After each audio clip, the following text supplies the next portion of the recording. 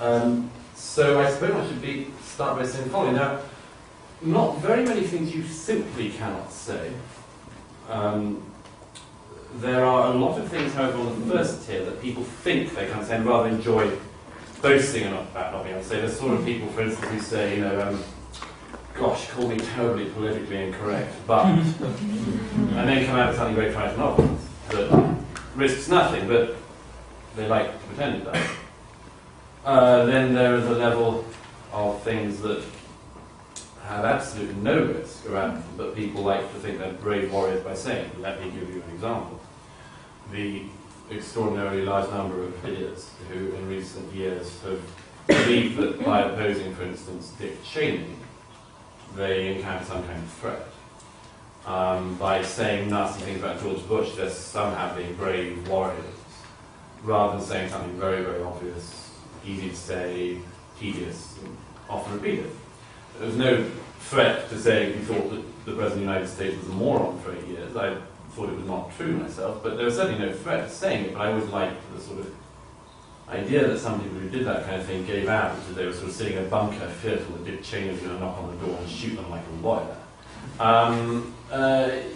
So there's that category, the pseudo difficult to say, which is actually orthodoxy. Then there are things that just are made difficult for you to say. Let me give you an example.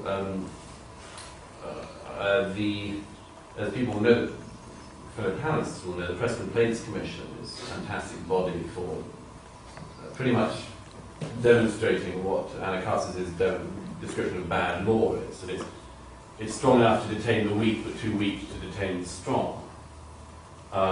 It's very good at tying you up in red tape and for somebody's written into them, so they found something you said offensive. The only appropriate response to which is, well, fuck you. I'm not bothered. You'd have no right not to be offended. And I'm annoyed that I have to write an explanation or go via a lawyer to explain why I didn't mean to hurt your feeling. The same Press Complaints Commission can do nothing serious about serious, really, really serious breaches of the law. But anyhow. There are, however, things that do detain you on this one. I was decided to one of these the other day when I discovered a case which came up, and which I wrote about from my site on the Telegraph, which was the case of a man who had gone to a local council meeting in Kent. He was a union representative, for Unison, if you would like to make a complaint. And he was at a council day, a Conservative councillor in Medway in Kent, that made the following appallingly bad joke. He said, an Irishman walks into a pub, he sees his friend, and his friend has an empty glass, and he says, would you like another? And the man says, why would I want another empty glass? Now, this is a very, very poor joke. That, as you know, Rowan Atkinson said, the only response to a bad joke is not to laugh, the only response to a good one is to laugh. The idea that the law should be involved in either is grotesque. However, this man claimed that he had Irish descent and found the joke very offensive. Got thousands of pounds in compensation from the local council, and the councillor found guilty of saying this unfunny joke. And I said, this is grotesque. Our servicemen in Afghanistan bring home not much more than £1,000 a month to face incoming bullets from Al-Qaeda and the Taliban. And this man got paid many more times that to face an incoming joke in Kent. And as a result, I said, well, why don't you know, they can't take us all, send in your Irish joke. For which self-appointed loud-mouthed Irish busybodies complained to the police. And the Press Complaints Commission, and so on. So we've been tied up and irritating, apart from anything else, a week on Irish radio explaining that I don't actually hate Irish people, I just think you shouldn't be fined for saying bad jokes.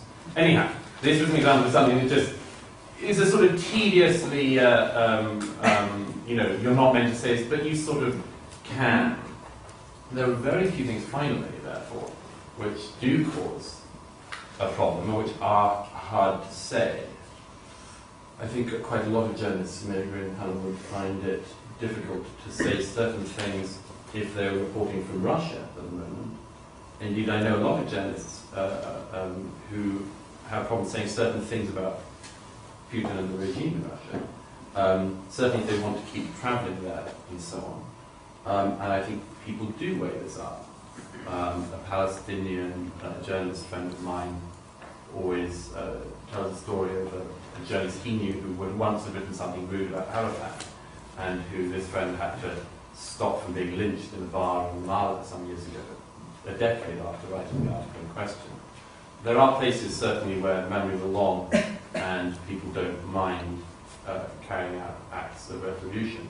But I think, to finish on, the biggest no-say of our time is, and somebody who knows where I'm going, is about Islam. Because I take it as read that in a society where Elton John, for instance, can give another interview in which he sort of slips in, something about Jesus being gay, with a sort of obviously publicity seeking, and luckily people don't really fall for it, or at least they fall for it by writing articles about the fact that this is obviously publicity seeking. But no one's really offended, really, but everyone, there's still a degree of sort of, oh, I'm saying something naughty, aren't I bad? Well, I don't think anyone's going to come after Elton John. I think that people are fearful about saying things about Islam. I think they're very afraid of saying things about the facts around Islam, and non-Muslims and ex-Muslims in particular find it very difficult, and I'm sure I have the same sensation now as always happens when I say something is unsayable, as it were, which people get slightly concerned. But the fact is that for non-Muslims, Muhammad was a madman, or a lunatic, or a fraudster. These are the possibilities. But it is impossible that in the 7th century, in the middle of Arabia, an illiterate tradesman had bits of the Old and New Testament garbled to him by an archangel, which it didn't happen. Obviously not. Obviously not. The other things it is also difficult to say about Islam are the fact that Muhammad, as a male adult, repeatedly raped a 9-year-old girl, his last wife Aisha. That is very difficult to say to a lot of people. And I know people, several good friends, who to this day live under 24 hours security for saying exactly this thing. Last night I was debating Tariq Ramadan in London with my friend and colleague Fleming Rose, who still lives under protection, for publishing in his newspaper in Denmark cartoons of Muhammad. I still find it amazing that in 2010 this could be the case. I think it grotesque. In October, 2 men were arrested in Chicago trying to kill Fleming again. And just last month, an axed man who had been sent from Al-Shabaab in Somalia came to ritually behead one of the cartoonists at his house in Copenhagen. I think this is a demonstration that it is deemed in this society, as in the Muslim world now, to be unsayable to say certain things that are perfectly obvious about Islam. I think we should say them. I don't think that means you always have to cause offence. But I think that people have to realise that by not expressing their opinions on this and other areas, any area, they make extremists stronger, they make our societal response to them weaker, and they do the worst thing of all, they censor themselves, and in the process they censor the truth. But why the law? I mean, let me give you the counter example. The United States is one of the most diverse societies in the world, in every which way. It has the great First Amendment tradition, so you can say what you like. People don't seem to be killing each other, the streets are not running with blood. Why? Because people have worked out for themselves how to live with each other. It's not, well, first of all, it's not strictly true, you can say what you like in the United States, but that's a separate issue. But the United States is an interesting example. Well, within the family. Well, Douglas mentioned the example earlier of Dick Cheney. It was very brave to say anything like Dick Cheney and George Bush, they wouldn't come to get you. Not true. Children in America wore T-shirts to school saying George Bush is an idiot. They were expelled from school. FBI agents turned up at their house. So it's not true to say that Bush and Cheney didn't crack down on anti-war. Yes, I'm sure. Well, we live in the age of the internet. We're going to go right now. If you advocated abortion in America, you might come in for. Well, not you wouldn't be prosecuted. You might come to death. Well, I'm referring to anti-terror laws that you glossed over. I mean, that's the biggest, for me, that's a much bigger issue. The abortion is very interesting because it's often brought up by people as an example of, for instance, this type of fundamentalism in America. People often cite, abortion doctors that are under threat in America and so on. What is striking about this is I think in the last 20 years, about 9 abortion doctors have been targeted by anti-abortion people. And in each of those cases, the person who threatened and carried an attack was taken to court by the state, prosecuted, put in prison. So it's already, there are, you say, laws about incitement, there are laws that stop people doing harm to others. Now, on the religious hatred subject, this is very important. Because what was attempted in Parliament in 2006 was precisely to stop people saying what they think about religions, even when it's true. This is a very, very important thing to bear in mind. Even if you said something true that could have offended somebody of faith, that would be illegal. Truth, in other words, is no offence. I hope you know what a serious situation it is when the state would pass such a law. It is true that Muhammad didn't hear any voices, just as it is true, in my opinion, that Moses didn't come down from any mountain with any tablets, and also true, in my opinion, that it's less likely that Mary was the first person ever to become pregnant without the insertion of a male member, and more likely that a young Jewish girl told a fib. I think all of these things are obviously true. I think that if you didn't like the fact that I think that, we can have a discussion about that. But again, the idea that the law could get involved, when all three of these things seem perfectly obvious and true, I think is a problem.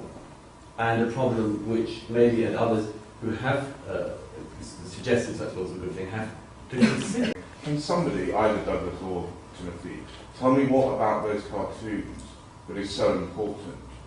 Given that they offend so many more people than they please, can somebody just, I mean this non-facetiously, but because I want to know the intent, what is it that is so crucial about those cartoons? Can I answer that straight away? The reason was this, was that Fleming, the editor of the Crossroads of Journal of Boston, heard that there was a children's book publishing firm in Denmark who were intending to do a series of children's books about the major religions.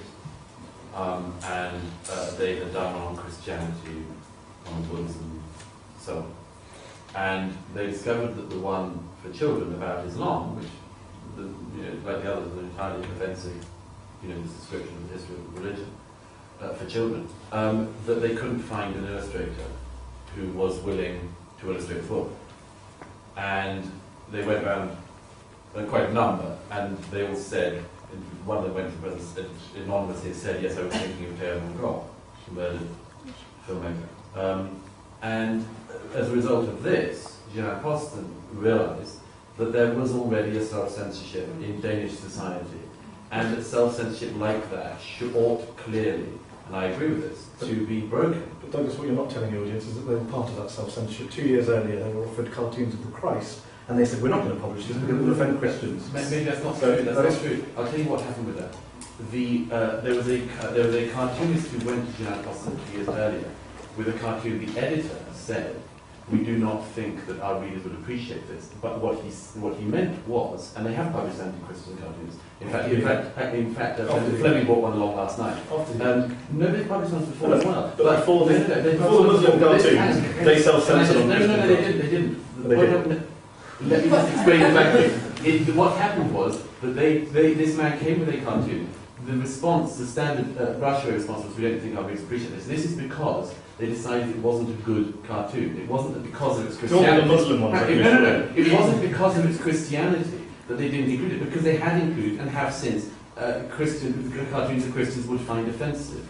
And this, well, the point is this, that once you decided that there is something in your society you cannot say, once you decide that one religion can be ring-fenced from offence, can be protected and treated on a different level, I think you have a problem. And this is what Fleming and the others thought as well. It will be a problem if we treat Islam differently from everything. So do you campaign throughout Europe against Holocaust denial laws on the basis that Jews are getting special exemptions? Let me explain it. Yes. For consistency? Yes, I'm against Holocaust denial. No, on those terms. Do you go to Holland and Germany and France? Do you say, I'm against these laws because you're giving Jews special protection?